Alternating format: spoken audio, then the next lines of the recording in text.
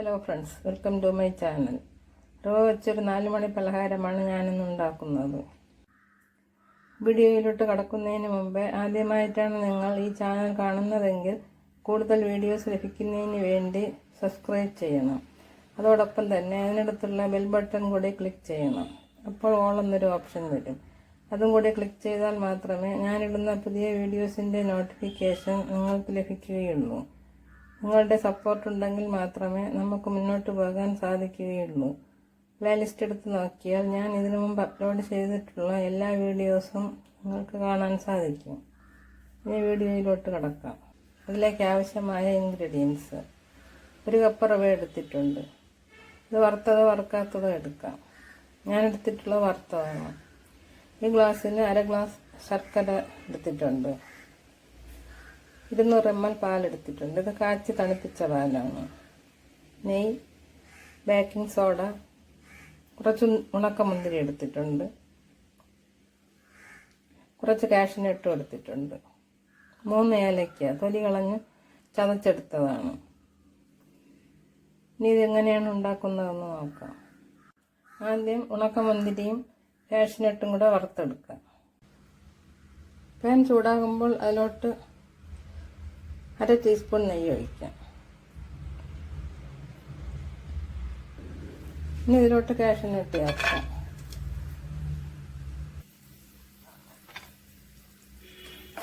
Cashew nut golden colour ആകാൻ തുടങ്ങുമ്പോൾ കിസ്മിസ് ചേർക്കാം.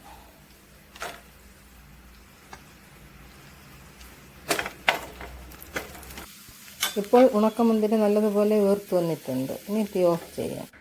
ഇനി ഇതേപോലത്തെ ഒരു പൊടിക്കുന്ന ജാറെടുത്തിട്ട് അതിൽ റവ ഇട്ട് പൊടിച്ചെടുക്കാം.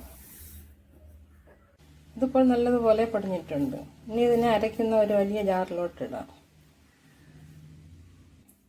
ഇനി ഇതിലോട്ട് ശർക്കര ചേർക്കാം.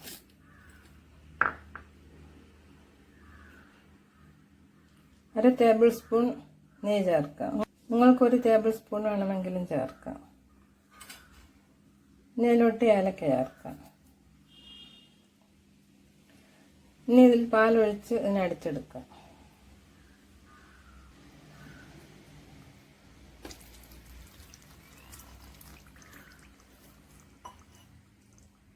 ഇനി ഇതിനെ നല്ലതുപോലെ അടിച്ചെടുക്കാം. ഇതിപ്പോൾ നല്ലതുപോലെ അടിച്ചെടുത്തു. ഇതേപോലെ ഇരിക്കണം. ഇത്ര ലൂസായിട്ടിരിക്കണം. ഇതിനെക്കാലം കട്ടിയായാൽ നല്ല സോഫ്റ്റായിട്ട് വരില്ല. ഇനി ഇതിലോട്ട് 1/4 ടീസ്പൂൺ ബേക്കിംഗ് സോഡ ഇടാം. ബേക്കിംഗ് സോഡ ഇട്ട് നല്ലതുപോലെ മിക്സ് ചെയ്യണം. ഞാനെടുത്തത് കല്ലില്ലാത്ത ശർക്കരയാണ്. കല്ലുള്ള ശർക്കരയാണ് നിങ്ങൾ എടുക്കുന്നതെങ്കിൽ 2 സ്പൂൺ വെള്ളം ഒഴിച്ച് ഉരുക്കി അരിച്ചെടുക്കണം. എന്നിട്ട് പാലും ശർക്കരപ്പാനിയും കൂടെ റവയിലൊഴിച്ച് അടിച്ചെടുക്കാം. ഇതിൽ മുട്ട ചേർത്ത് ഉണ്ടാക്കാം. പാലിന് പകരം 3 മുട്ട ചേർക്കാം. മുട്ട ഇഷ്ടമില്ലാത്തവർക്ക് പാൽ ചേർത്തുണ്ടാക്കാം. ഇത് എളുപ്പത്തിൽ ഉണ്ടാക്കാൻ പറ്റുന്ന ഒരു പലഹാരമാണ്. ഞാനിത് സ്റ്റീമറിൽ വെച്ചാണ് വേവിച്ചെടുക്കുന്നത്.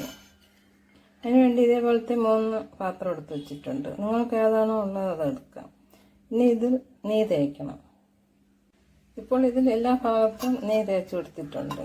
നെയ്യ് തേച്ചാൽ ബാറ്റർ ഒഴിച്ച് വെന്ത് വരുമ്പോൾ ഇതിൽ നിന്നും ഇളകി വരികയുള്ളൂ. ഇനി ഇതേപോലെ സ്റ്റീമറിൽ ഇതേപോലെ വെള്ളം വയ്ക്കണം. വെള്ളം വെച്ചിട്ട് ഇത് ഇതിനകത്തോട്ട് ഇറക്കി വയ്ക്കണം. എന്നിട്ട് ആവി വന്നതിന് ശേഷം വേണം ഇതിനകത്തോട്ട് എടുത്ത് വയ്ക്കാൻ. ഇനി ഈ ബാറ്ററിനെ ഇതിലോട്ട് ഒഴിച്ചു കൊടുക്കാം.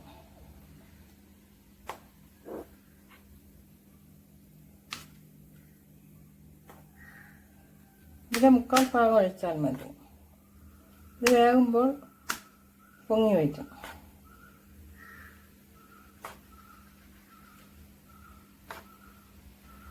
ഇത്രയും മതി. ഇതേപോലെ എല്ലാത്തിലും ഒഴിക്കാം. ഇനി ഇതിനെ ചെറുതായിട്ട് ഇതേപോലെ തട്ടി കൊടുക്കണം. എയർ ബൗൾസ് കളയുന്നതിന് വേണ്ടി ഇതേപോലെ തട്ടണം. എല്ലാം ഇതുപോലെ തട്ടി കൊടുക്കാം. ഇനി വറുത്ത് വെച്ചിരിക്കുന്ന കാഷ്യൂനട്ടും ഉണക്കമുന്തിരിയും ഇതിൻ്റെ പുറത്ത് വെച്ച് കൊടുക്കാം.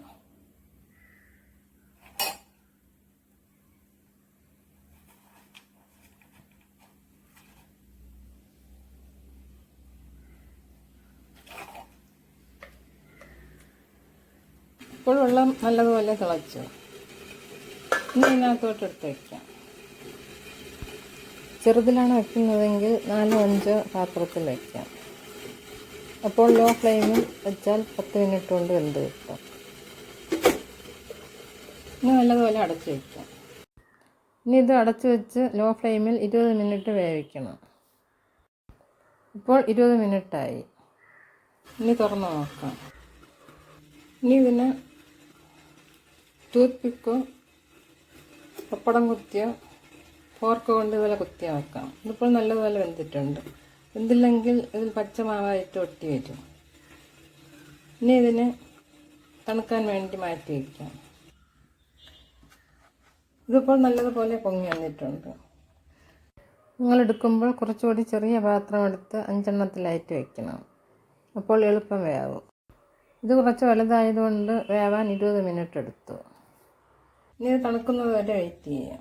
തണുത്തതിന് ശേഷം ഇതിൽ നിന്ന് ഇളക്കിയെടുക്കാം. ഇപ്പോൾ ഇത് നല്ലതുപോലെ തണുത്തിട്ടുണ്ട്. ഇനി ഇതിനെ ഇളക്കിയെടുക്കാം.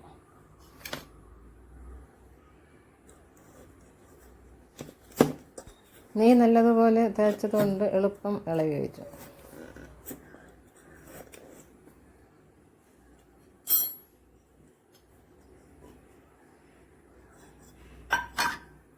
കണ്ടില്ലേ, ഇതേപോലെ ഇളകി വരും. ഇതേപോലെ എല്ലാം ഇളക്കിയെടുക്കാം. ഇപ്പോൾ എല്ലാം ഇളക്കിയെടുത്തു. മുറിച്ച് നോക്കാം. നല്ല സോഫ്റ്റ് ആയിട്ടുണ്ട്. ഇപ്പോൾ നമ്മുടെ 4 മണി പലഹാരം റെഡിയായി. ഇതേപോലെ നിങ്ങൾ ഉണ്ടാക്കി നോക്കണം. ഈ വീഡിയോ ഇഷ്ടമായാൽ ലൈക്ക് ചെയ്യണം. നിങ്ങളുടെ ഫ്രണ്ട്സിന് ഷെയർ ചെയ്യണം. അടുത്തൊരു പുതിയ വീഡിയോ ആയിട്ട് വരുന്നത് വരെ എല്ലാവർക്കും താങ്ക് യു.